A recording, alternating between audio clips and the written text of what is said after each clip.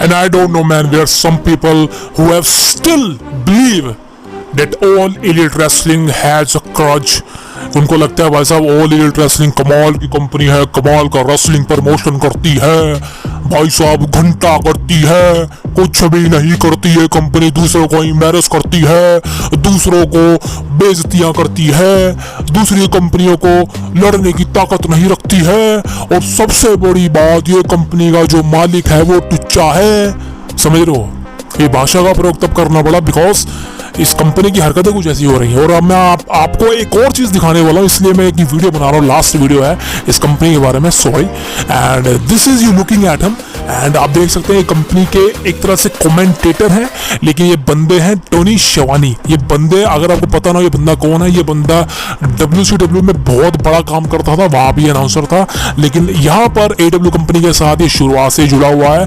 और मैंने जितनी बार भी इसको रिंग में खड़ा हुआ देखा है, मैंने किसी भी सुपरस्टार तो ये है ही नहीं AEW कंपनी के रेसलर, ये घंटा कुछ नहीं है। ये जितने भी AEW कंपनी के रेसलर है, ये बंदे रिस्पेक्ट नहीं करते। सिर्फ एक लौता CM पंक ही था जो टोनी शिवानी की रिस्पेक्ट करता था।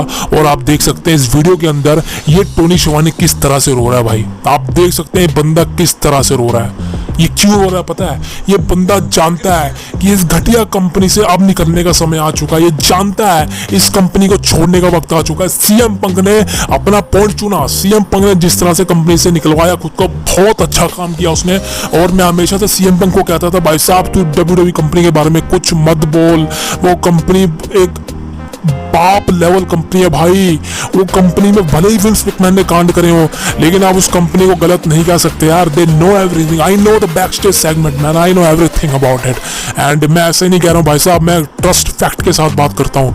और टोनी शिवानी जिस तरह से एम्बैरस हो रखा है, यहाँ पर क्लियर कट दिखाया जा रहा है टोनी शिवानी किस प्रेशर में काम कर रहा है। और ये टोनी शिवानी नहीं दोस्तों, बहुत से सुपरस्टार हैं, बहुत से मतलब कि लोग हैं इस कंपनी के अंदर जो इस कंपनी से निकलना चाहते हैं।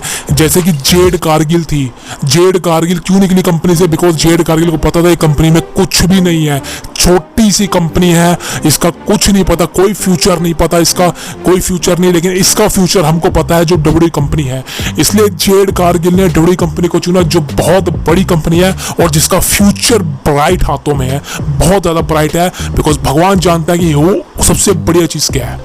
और आप जानते हैं चीज़ें क्यों हुई है? बिकॉज सारे सुपरस्टार ना मुंह से निकले जा रहा है, सारे रेसलर जो AEW कंपनी में काम करते हैं, उनमें से कुछ ऐसे रेसलर हैं जो इस कंपनी में रहना सही में नहीं चाहते भाई साहब। जैसे कि जेड कारगिल थी, जैसे कि the biggest superstar of AEW company जिसने AEW कंपनी को बनाया है, जो कि फाउंडेशन है, वो है the American nightmare Cody Rhodes.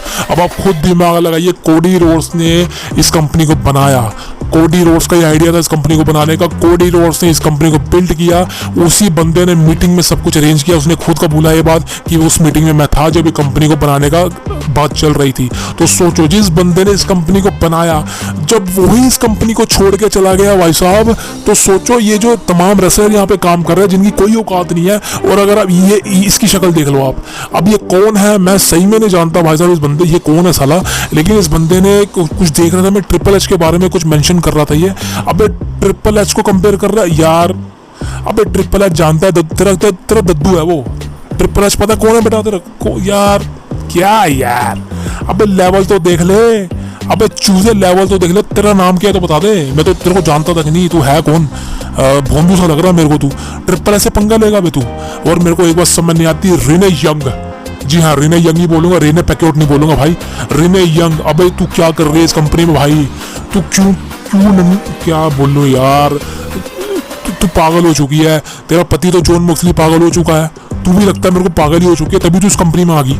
मेरे को समझ नहीं आ रहा हाउ रिस्पेक्ट यू आर, इतनी रिस्पेक्ट थी तेरी WWE कंपनी के अंदर, तू वहां से रिटायर हुई, तू वहां से चली गई, कोई दिक्कत नहीं है। उसमें विंस मैकमैन था, ट्रिपल एच ने तुझे बुलाया इतनी बार, ट्रिपल एच ने साशा बैंक तक को बुलाया, लेकिन Sasha Banks, oh my God, Sasha Banks भी इस कंपनी में आ चुकी है। साशा बैंक भी आज नहीं आई इनके शो पर, क्योंकि साशा बैंक भी जानती है भाई क्या क्या कर दिया साशा बैंक ने भी भाई।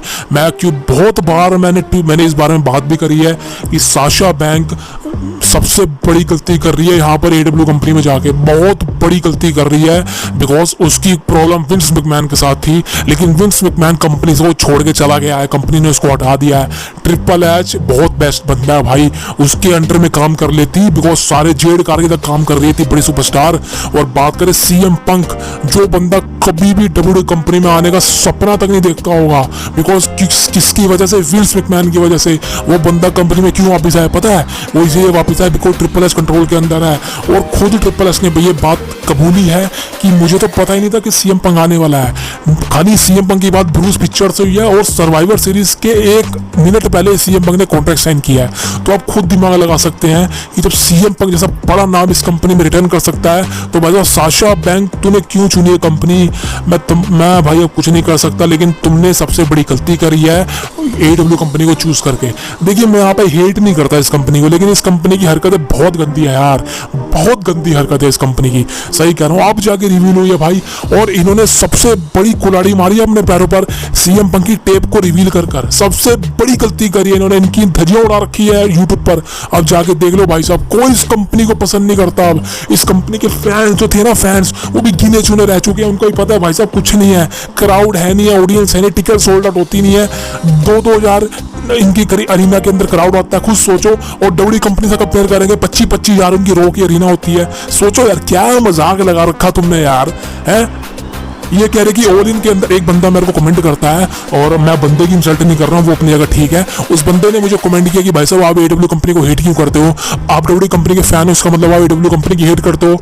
एडब्ल्यू कंपनी की रेसलिंग अच्छी है, और एडब्ल्यू कंपनी का जो, अगर आप बात करते हो अटेंडेंस की, तो एडब्ल्यू कंपनी ऑल इन के अंदर वेम्बली स्टेडियम में जिन्होंने शो किया था, वहाँ 80,000 लोग आए थे। अब मैंने उसको जवाब क्या दिया? मैंने उसको जवाब सिंपल दिया, मैंने कहा सबसे पहले बात करते हैं रेसलिंग के बारे में। आप कहते हो कि एडब्ल्यू कंपनी की रेसलिंग अच्छी है और डब्ल्यू कंपनी की रेसलिंग फेक है, घटिया है, कोई दिक्कत नहीं है। एडब्ल्यू कंपनी की रेसलिंग अच्छी है, लेकिन आप खुद सोचो कि जिस रेसलिंग के अंदर आप बुत्था फाड़ दोगे, खून निकाल दोगे, ब्लेड से काटोगे खुद को, जिस वेपन का हमने नाम तक नहीं सुना, ट्यूब सर पे फोड़ोगे, कांच फोड़ोगे, भाई साहब वो रेसलिंग है? वो रेसलिंग नहीं है भाई, वो टॉर्चर है। बंदे की जान जा सकती है इससे। डार्बी एलन को किस तरह से इन्होंने फेंका था रेवोल्यूशन के अंदर, कभी सोचा आपने? दिमाग लगाया? दिमाग लगाया आपने? वो बंदे का क्या हाल हुआ होगा बैक का? ये बंदे किस तरह का रिस्क ले रहे हैं मेरे को नहीं पता, अपनी लाइफ से खेल रहे हैं। और अगर तुम जैसे लोग जो एडब्ल्यू कंपनी के फैन हो, तुम जैसे लोग इसको रेसलिंग कहते हो, तो लाला तो तुम्हारे ऊपर भाई। ये रेसलिंग नहीं है, ये टॉर्चर है भाई, और ऐसा टॉर्चर आजकल कोई पसंद नहीं करता। रेसलमेनिया 40 हिट इसीलिए हुई है, मैचेस के मामले में नहीं हिट हुई। मैं मानता हूँ कि रेसलमेनिया 40 में कोई मैच अच्छा नहीं था, कोई मैच बवाल लेवल का नहीं था, लेकिन due to story line, entertainment, जिस वजह से हम डब्ल्यू कंपनी को देखते हैं। हम डब्ल्यू कंपनी को मैचेस के लिए नहीं देखते, हम नहीं चाहते कि डब्ल्यू कंपनी मैचेस दिखाए। और बल्कि सही को मैं तो बहुत बार बोल चुका हूँ कि डब्ल्यू कंपनी मैचेस ना दिखाए, प्रोमो दिखा दे भाई, सेगमेंट दिखा दे, वो अच्छा लगता है देखना। हमें एंटरटेनमेंट चाहिए, ना कि हमें हार्डकोर मैचेस चाहिए। हमें खून खराबा नहीं देखना, हमें रेसलिंग नहीं देखनी, हमें एंटरटेनमेंट चाहिए, हमें सेगमेंट देखनी है भाई। और this is why we all watching WWE. करीबन 95% लोग पूरे वर्ल्ड में डब्ल्यू कंपनी को देखते हैं, और 5% लोग होंगे जो इस घटिया कंपनी को देखते हैं। तो सोचो, जो बंदा मेरे को ये कह रहा है कि भाई साहब एडब्ल्यू कंपनी की रेसलिंग देखो, भाई घटिया रेसलिंग है। और अब तूने बात करी ऑल इन लंदन की, वेम्बली स्टेडियम की, तो सबसे पहले मैं तेरे को यहाँ पे सही करना चाहता हूँ। वेम्बली स्टेडियम में ऑल इन का इवेंट हुआ था। सबसे पहली चीज बता दूं, यहाँ पर 80,000 लोग थे ही नहीं, यहाँ पर 55,000 लोग थे। ऑफिशियल टिकट 55,000 56,000 कुछ बिकी है। All in London Wembley stadium ने खुद, इस स्टेडियम के ओनर ने रिवील करा है कि 55,000 ही, या ज्यादा से ज्यादा 60,000 61,000 ही टिकट बिकी है।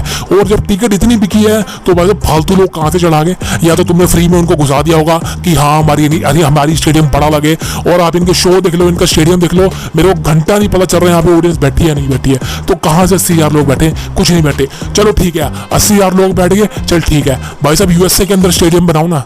यूएस के अंदर इवेंट क्यों नहीं करते तुम अपना? यूएस के अंदर तो तुम्हारी ऑडियंस आती नहीं है। अमेरिका में काम कर रहे हो ना, डब्ल्यू कंपनी भी यूएस के अंदर रेसलमेनिया करती है, समर स्लैम करती है, वहां तो उनकी फुल होती है अरीना कैपेसिटी, स्टेडियम कैपेसिटी।